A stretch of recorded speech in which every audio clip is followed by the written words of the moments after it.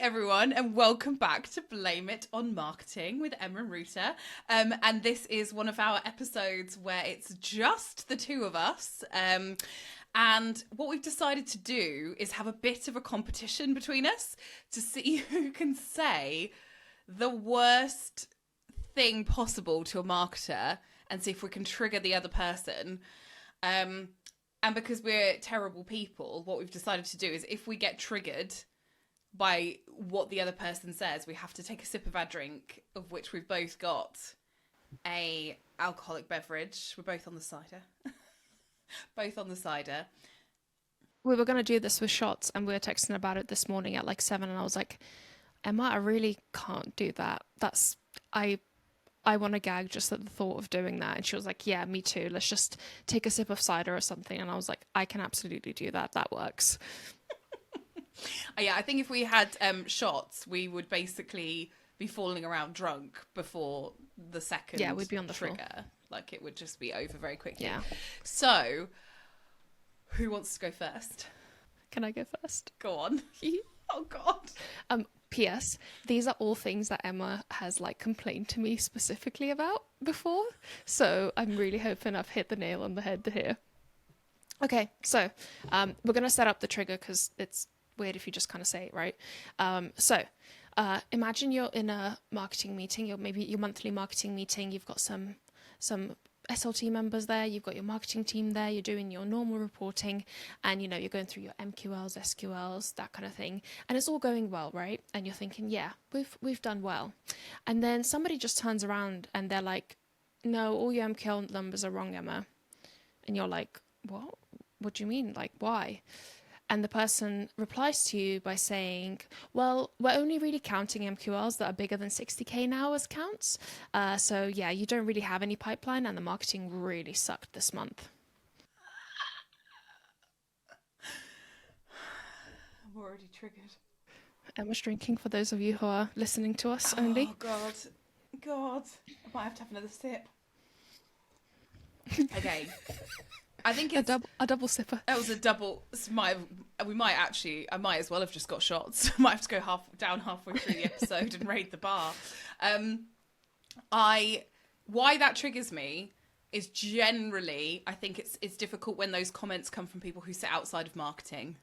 So we're obviously responsible for our reporting. We know our numbers, like especially people in the camp of Ruta and I who are very diligent about their numbers. So to have someone basically be like, those aren't MQLs, haven't raised any pipeline, and also any pipeline that isn't over a certain size, we're not counting anymore. That's me. It's already on from the first one. I'm really worried about whether I'm going to be able to beat you or not, Ruta. I don't know if does someone win? I've got a couple more zingers. No, come on. Okay. We win by what is it called? Exposure therapy. Okay, so we win. Where you yeah, we win because we're getting over it. Because we've cathartically let out these things. Also, just to say that the ones that I've written for Ruta are equally things that she has complained to me about, or things that I know she hates. Okay, so you ready for your first one? I'm going to set it up. Okay, so you're doing a rebrand. You've decided that whatever it was before that was going on, you're not feeling it. It's not working. So you're going to do a rebrand, Ruta. And you've got all of this beautiful graphic design. Your website is stunning, but SEO hasn't been thought about. That's probably enough to trigger you. And so then what you decide to do, Ruta, is you decide to make a brand video and have all your ad spend diverted to showcase your brand video. Oh, dear. Yeah. I mean, honestly, I could have drank at the point where you said you're doing a rebrand, so I'm just going to go for it now. But you hit like 3 different points in there. So the rebrand, the SEO, and the brand video. I get triggered by the word brand on its own, for any of you that don't know. And it's mainly because people think that there's 2 problems. One, that a brand is purely what you look like, which is so untrue. A brand is everything that you are as a company, like how you talk, how you service your customers, how you portray yourself, what you look like, all of those things go into who you are as a brand. So just changing how it looks really won't fix anything. But two, nobody really cares about your brand as a ephemeral concept.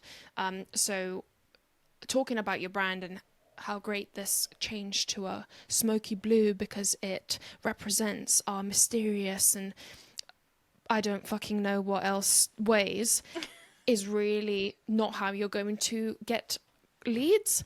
And considering that you're spending money on this, you're absolutely just throwing it into the trash can. And also, you're just fucking lazy.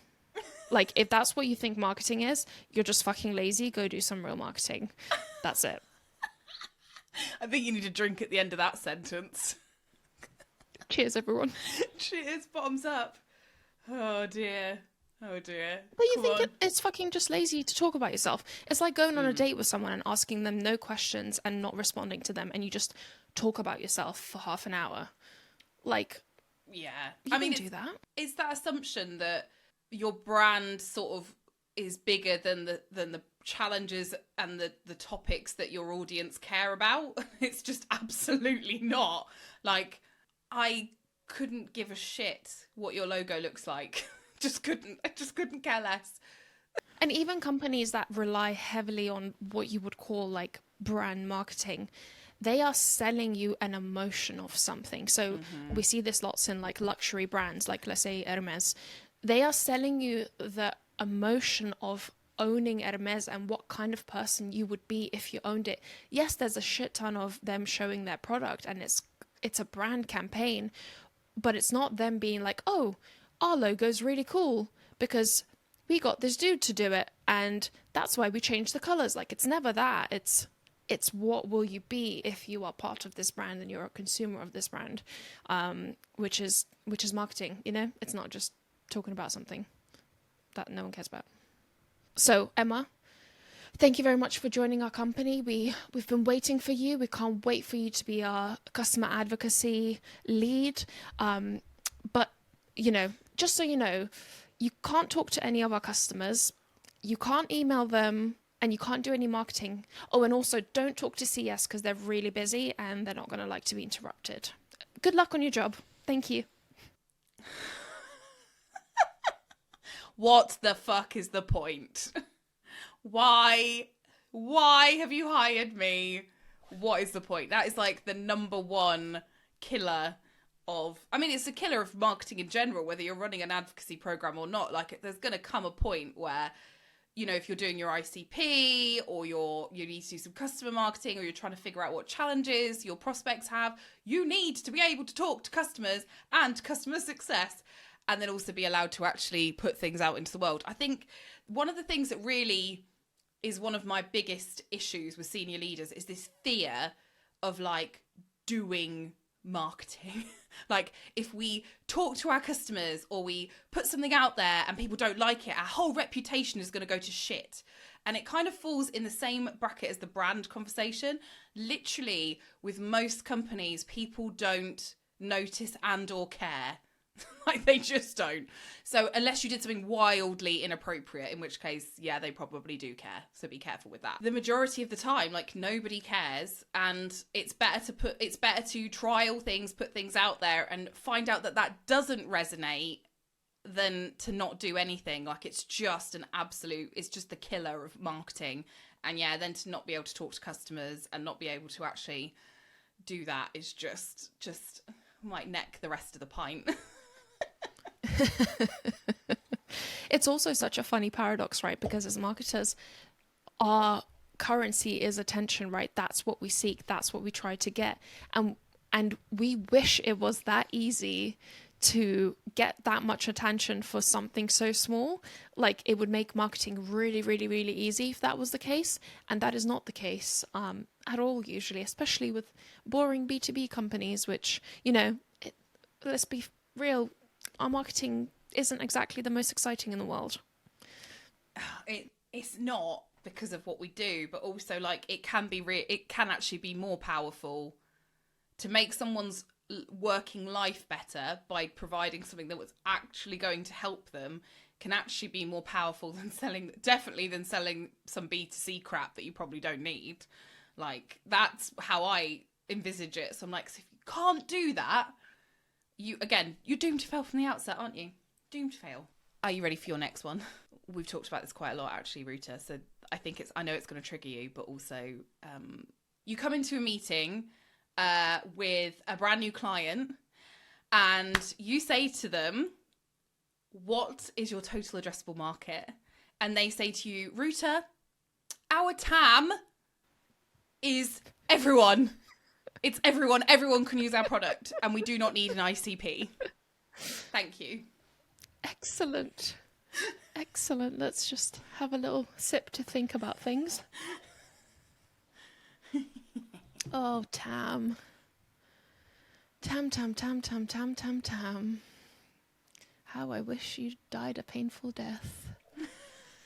I hate TAM on its own, even when it's not our TAM is everyone. Total addressable market, by the way, guys. It's usually a money number of if everybody that could buy you bought you, what it would be. And then it's always a fantasy number to begin with, which I don't enjoy. And then when you top that with, oh, we can sell this to do anything for anyone, unless you can explain to them why that is a really bad idea and how hard and expensive it will be to market that kind of approach, and if they get it, please leave and don't do the project, because you will absolutely have a horrific time of it. And I think I feel like there's two camps in startups. One is the everything to everyone, and two is the mega super niche and specialized. And I'd much rather be in the mega super niche and specialized than I would be in the anything to anyone.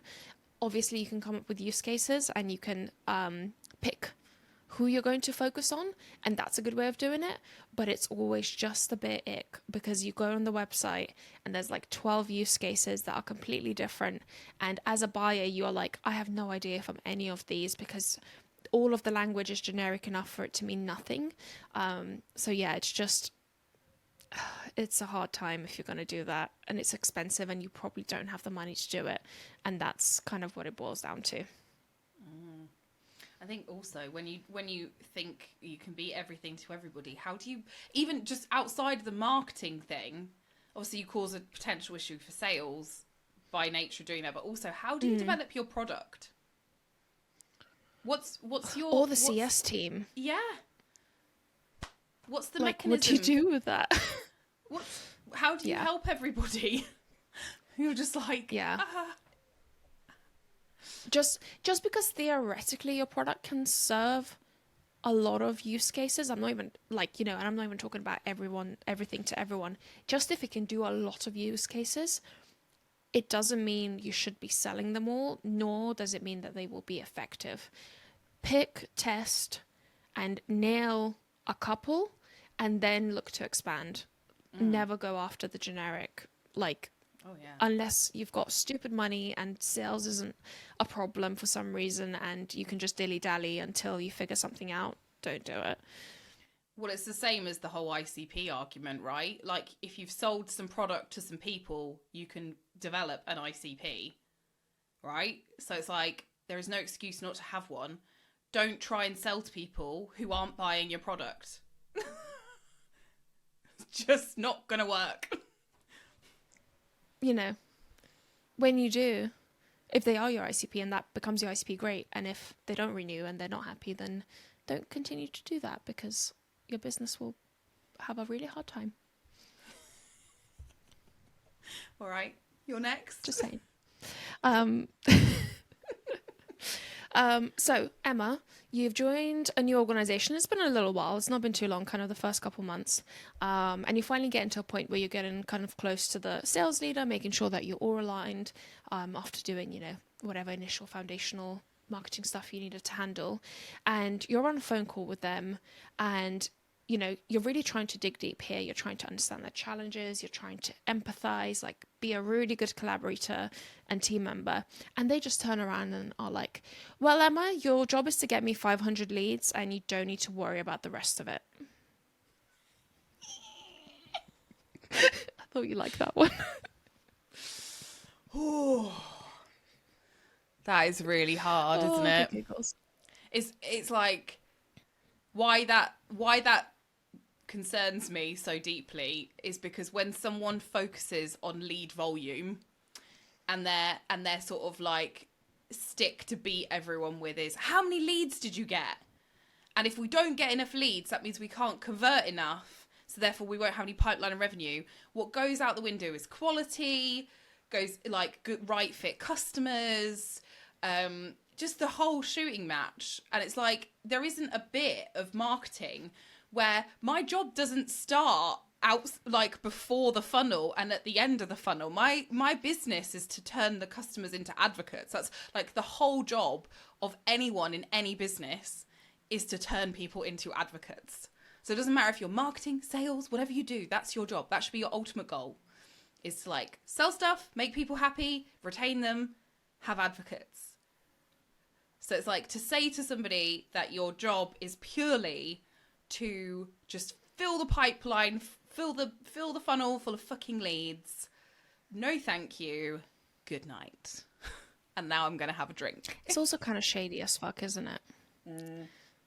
Like, if someone turned around and said that to me, like, yeah, not only is it disrespectful to me, but also it's like, what are you hiding? Like, why don't you want me to get involved? What's happening? Because you clearly know that I won't like something, and that's a concern for me.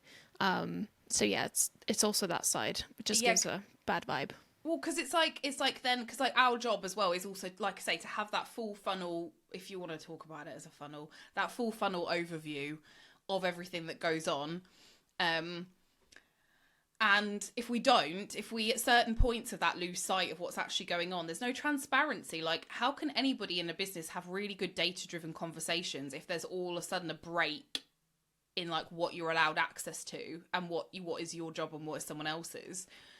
You're never gonna have an efficient, like, revenue generating team, especially in a small team, right? Like, in a small team, you absolutely can't do that. You can't be like, this is your job and this is my job. It's like, this is mainly my job, this is mainly your job, and we're gonna muddle the in between because we all need help. Yeah, abso-freaking-lutely. Yeah. My next one is along a very similar theme. Oh, nice. Okay. Basically, we probably could have just written a list and said the same things to each other and been equally triggered, I think. Yeah, I thought so. Okay, so Ruta, you are working for this company and you have come up with this amazing campaign and you're running the campaign and you generate loads and loads of leads. And then you go into a senior leadership, maybe even a board meeting, and people say to you, Ruta, you generated like thousands of leads. Why hasn't any of this turned into revenue? Ooh. I'm gonna say this could be triggering. It depends who's asking. Okay. And it depends how they're asking. If they're asking from curiosity, as in like, so what's the next step? How do we get them, No, they're accusing closed? you. Is it too early? They're accusing me. They're Yeah, accusing you of doing Bullshit. stuff for the sake of it and not actually doing anything that's going to generate any money. Oh, that hurts on a deep level. Mm-hmm. Yeah. It's it's a basic way of looking at things, right? Like, you can see how people come to that conclusion in a way. Like, that's completely fine. I think if they've got no interest in asking you how you're going to then convert these leads, then it's a problem. I guess you can try and explain yourself at that point. But it's a hard one. I think what's most upsetting about it is that you kind of know they've already made up their mind at that point if they're taking that tone with you. Mm-hmm. And then you're always on the back foot and you're always going to be the defensive one. And you're always going to be the one that's like, as far as they're concerned, just kind of chatting shit because they think that you're trying to defend yourself, which in reality you are. But also, this is a challenge or a bit of the funnel that's stuck that you need to work out. It's not the performance of what you're doing, right? That isn't the end all and be all of what happened. It's, oh, okay, so we know we can generate leads, but we have a hard time converting them to demos. What do we do about that? What do we try? Who can we get involved? It's not, oh, that means marketing doesn't work. Bye. Well, yeah, exactly. Again, it goes back to that where your focus is, right? Your focus is on how the focus of the conversation is how many leads you generated and why is that not converted into revenue. It's not about what's going on in the moment now that's like impacting revenue. I think that's the other thing, is that like marketers are really good at horizon scanning and being the ones in the room who say the market's really tough. You know, like the weather, this is a legit thing that's gone on right now. The weather in the UK has been so terrible that like 40% of people who weren't planning a foreign holiday decided to plan a foreign holiday of the summer. So they're not in the fucking country to buy your shit. Like, yeah. But it's seen as an excuse, right? It's seen as you externalizing problems. Yeah, yeah, and it's absolutely. like, no. Some of those things are just like completely out of all of our control. But what we have to do as a group of senior leaders is go, this shit is happening. What can we do now? And how can we like future-proof what's going to happen next? Not, again, it goes back to just pointing fingers, right? It's like, you know, just. And also, as a senior leader, you might feel that way. You might be frustrated. I totally understand that. Like, it's, you know, your neck is on the line for this, but it's so not useful to have a conversation like that. What you want to have is a conversation of, fuck, like, what do we do? Like, how can I help you? What have you tried? What can I approve for you or do for you? Or, you know, who can I get involved? That's the conversation you want to have, because the person you're working with will be like, oh my God, these people have my back. Like, if I have a problem, I can go tell them and not hide. Because if you have the other version, it's just going to be like, oh, okay, well, then I can never show any weakness. I can never show any fault. And that's fucking impossible. Like, you will have stuff that fails. You will have bad seasons. It happens. And none of us are immune or invincible to that. And if you are, you've had a really good track run, and your time will probably come, and you want to be in a place where you can have a solution and outcome looking conversation, not a, oh, you know, you're a piece of shit. Look at all these leads and you haven't done anything with them. It's just, everyone loses in that moment. When that conversation happens, everybody loses. Nobody wins. Even if you think you're winning by being candid and bringing up problems, you know, it just doesn't work that way. Right, Emma, I've got one more before I've got a really cheeky bonus, which I've already warned you about. So we'll see if we get to it. So let's say I'm a CEO and I've been working with you and you've built our community, and I'm like, okay, Emma, thank you so much. You've built our community out. You know, you've put the platform in. You've invited some people. That's really great. I think the sales team have it now. You know, they're going to go in and engage with people, and that's fine now. We don't need you anymore. We don't need any more marketing on this. Oh. I mean, first rule of community is, you know, why have you got a community if you're just going to talk about the community? Don't talk. Yeah, first rule about community: don't talk about community. No, do talk about it. But it's the way that you manage community is so critical to its success. If you have salespeople that are rooting around in there, I was about to say no pun intended, but I don't know. Maybe you are in there rooting around. I don't know what you're doing. If you've got salespeople who are in your community rooting around, looking like trying to engage with people purely for sales, your community is going to die a death, and you're going to get to a point where you're like, why isn't anyone joining? Why is there no conversation? Why doesn't anybody care about this anymore? Why is there no resources? Why is there no like life in this thing? And it's because basically you've tried to bleed it dry. And so yeah, I would say like the first rule of community is no sales. That's like a hard line that you have to take. And it's okay if you have organizations that you partner with, who you work with to collaborate on content, all those sorts of things, but it's not a place to overtly sell. And it's a big mistake, I think, that people make. And the other thing is obviously about the engagement bit is like, that never just happens. It's something that you have to work at and engineer and keep like iterating along the way. Like, it's not no one's engaging, that's that. Like, it's just, yeah, you've kind of got a community for the wrong reasons if they are the reasons that you've got one. So you're in a meeting with some senior leaders.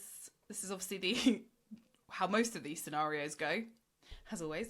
And they say to you, we are done investing in SEO, Ruta. It's done. We've gone after some keywords. We're done. We've written some content. We're not going to invest anymore. We're going to stop.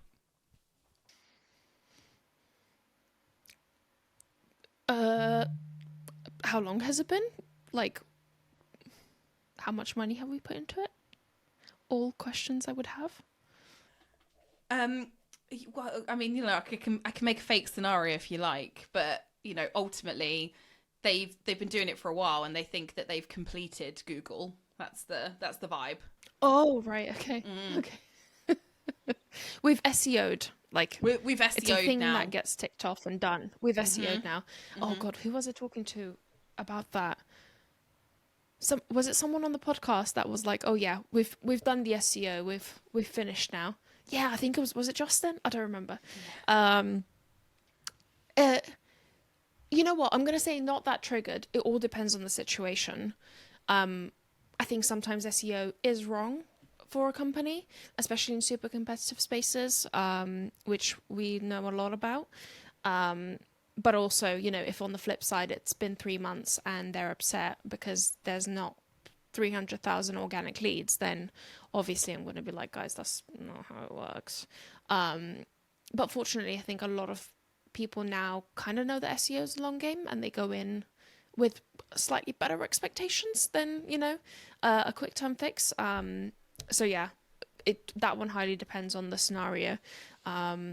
And also sometimes you've gone after the wrong keywords because you've categorized yourself wrong, which I've seen happen as well. And then I just feel a bit sad because you spent a lot of money on something that you're not going to categorize yourself as. So yeah. Maybe you need to drink. We also should have drunk when we were sad about the comments. Like, the community one wasn't that triggering. It was sad. Good luck to the SEO peeps. Yeah. Oh, cheers to you if you work in SEO. Okay, so the final one for you, Ruta, is the sales team get lots and lots of inbound leads, and that's generally what they rely on. But times is hard, so it wouldn't hurt to do a bit of outreach themselves. And they turn around to you and they say, "But Ruta, we just don't do outbound." Oh my god. Oh my god. Oh, it's been a long time, mate. Oh, let's have a little sippy sip. Have a little sip to that one. It's a good one.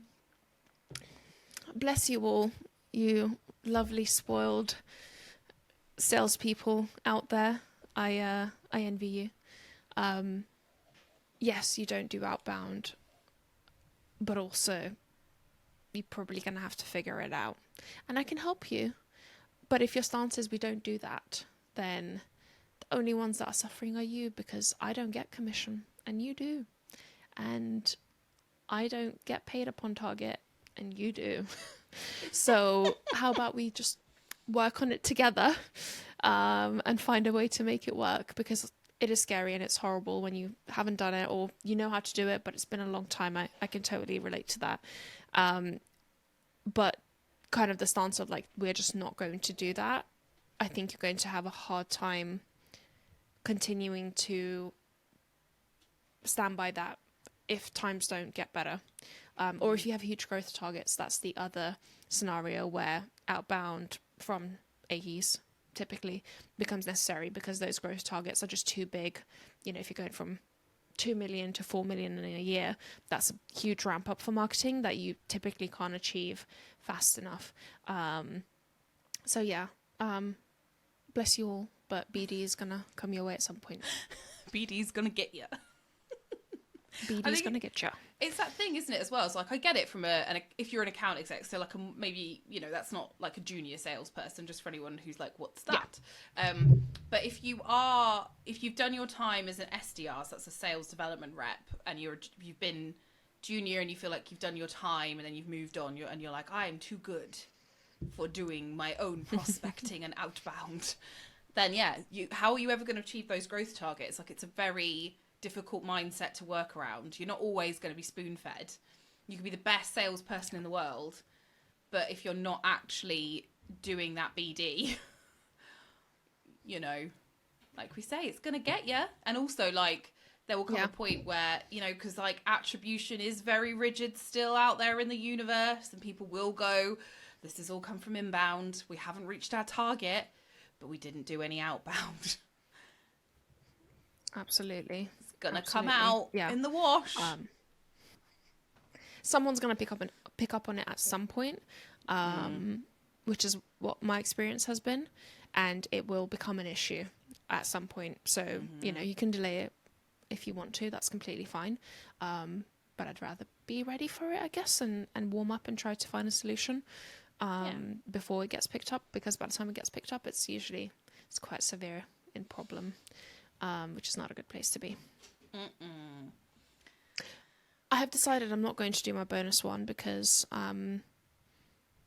it's just too much. Okay. Not marketing-y enough. Not marketing enough, and also I don't want anything that she has ever said to be re-aired in the world. Yeah, she doesn't deserve. You know, like if you ever had a bad manager, it doesn't deserve airtime. Yeah, does it? Doesn't. Don't feed doesn't that. Need it. No, agreed. No. Okay, how about this as like a way of wrapping up? What is if you could rate the one that's the worst for you, what's the worst one? Oh, good question.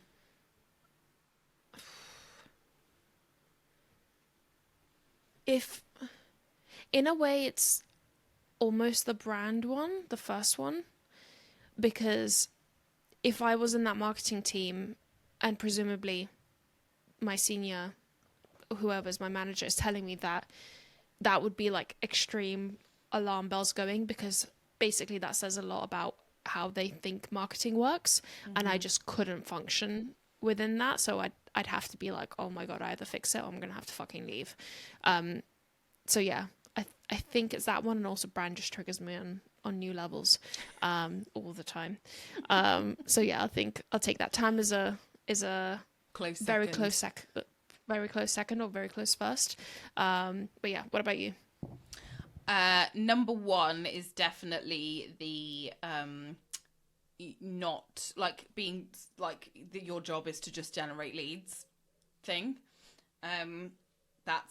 That to me is the worst, because I just feel like, again, our job is just so much more than that, and if we're not able to influence that whole funnel, the pipeline, all of those things, and have oversight on all of that, and actually support sales to say your conversion rates have dipped, or the velocity slowed down, or like the lifetime value's not there, or whatever it might be. Like if we can't be part of those conversations, we actually can't help the business grow, which ultimately is what we're all there to do. So like that to me is the worst. The next one, close second, might be the not being allowed to speak to customers or like put marketing out into the universe.